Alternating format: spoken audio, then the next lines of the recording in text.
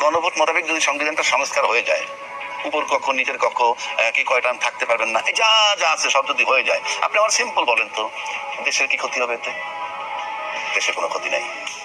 জনগণের কি ক্ষতি হবে? সাধারণ জনগণের কোনো ক্ষতি নাই। তাহলে ক্ষতিটা হবে কার? আপনি ৭০ অনুচ্ছেদ বাতিল করবেন, ভালো কথা, কিন্তু আমি গণভোটের আলোকে যদি সংস্কারটা হয়ে যায়, সংবিধান নতুন তো না, সংশোধিত সংবিধান হয়ে যায়, তাহলে ক্ষতিটা হবে কার? সেই জায়গাটায় যেতে হবে। জনগণের উপকার হবে, রাষ্ট্রের উপকার ক্ষতি হবে না, আন্তর্জাতিকভাবে ক্ষতি হবে না, সিম্পল আভ্যন্তরীণ বিষয়। তাহলে আমার করতে দোষ কি? যেটাই জনগণের উপকার নিহিত, জনগণের ক্ষতি নিহিত নাই, রাষ্ট্রের ক্ষতি নিহিত নাই। এখন যদি শুধু আমার ক্ষতি চিন্তা করি, আমি তার জন্য না করি, তাহলে তুমি আমারটা দেখলাম, রাষ্ট্র দেখলাম না, রাষ্ট্রের জনগণ দেখলাম না।